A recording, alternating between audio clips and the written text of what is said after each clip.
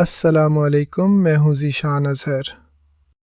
کبھی آپ کے دل میں یہ خیال آیا ہے کہ میں تو بہت گناہ گار ہوں، میں نے تو اتنے برے کام کیے ہیں کہ شاید اب واپسی کا کوئی راستہ نہیں بچا؟ کیا آپ کو لگتا ہے کہ آپ کی توبہ قبول نہیں ہوگی؟ آج کی ویڈیو ان لوگوں کے لیے ہے جو مایوسی کے اندھیروں میں گھرے ہوئے ہیں، جو توبہ تو کرنا چاہتے ہیں لیکن انہیں لگتا ہے کہ ان کے گناہوں کا بوجھ اللہ کی رحمت سے زیادہ بڑا ہے۔ آج ہم بات کریں گے اس رب کے بارے میں جو اپنے بندے کے لوٹ آنے کا انتظار کرتا ہے۔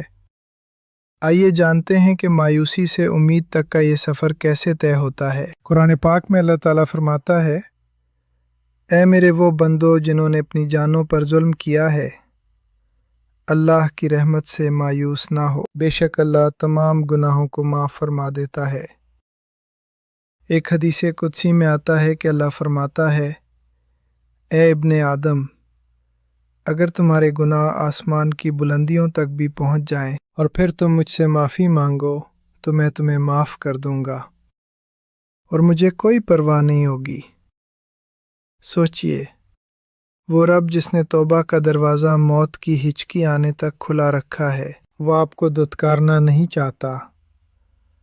مایوسی شیطان کا سب سے بڑا ہتھیار ہے تاکہ آپ کبھی سجدے میں سر نہ رکھ سکیں۔ توبہ صرف زبان سے استغفر اللہ کہنے کا نام نہیں ہے۔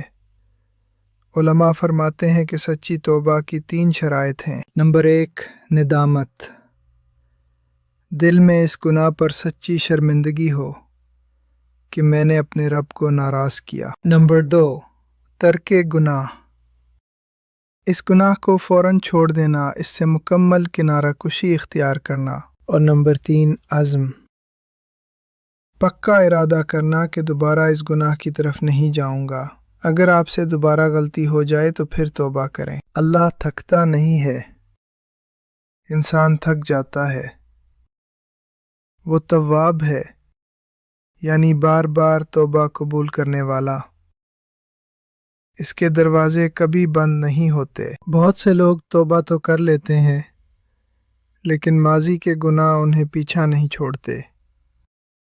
یاد رکھیے، جب اللہ معاف کر دیتا ہے تو وہ گناہوں کو نیکیوں میں بدل دیتا ہے۔ توبہ کے بعد اپنی زندگی میں تبدیلیاں لائیں، نیک لوگوں کی صحبت اختیار کریں اور 5 وقت کی نماز کی پابندی کریں۔ نماز وہ ذریعہ ہے جو آپ کو گناہوں کی دلدل سے نکال کر پاکیزگی کی طرف لے جاتا ہے۔ توبہ ایک ایونٹ نہیں ہے، یہ ایک لائف سٹائل ہے۔ میرے دوستو، توبہ کا دروازہ تب بند ہوگا جب سورج مغرب سے نکلے گا یا جب روح حلق تک پہنچ جائے گی۔ ابھی سانس چل رہی ہے، ابھی وقت ہے۔ آج ہی اپنے رب کے سامنے ہاتھ پھیلائیں، وہ آپ کے آنسوؤں کا منتظر ہے۔ اگر اس ویڈیو نے آپ کے دل میں امید کی شمع روشن کی ہے تو کمنٹس میں یا اللہ معاف فرما ضرور لکھیے گا۔ میں ہوں ذیشان اظہر، اللہ حافظ۔ دعا میں یاد رکھیے گا۔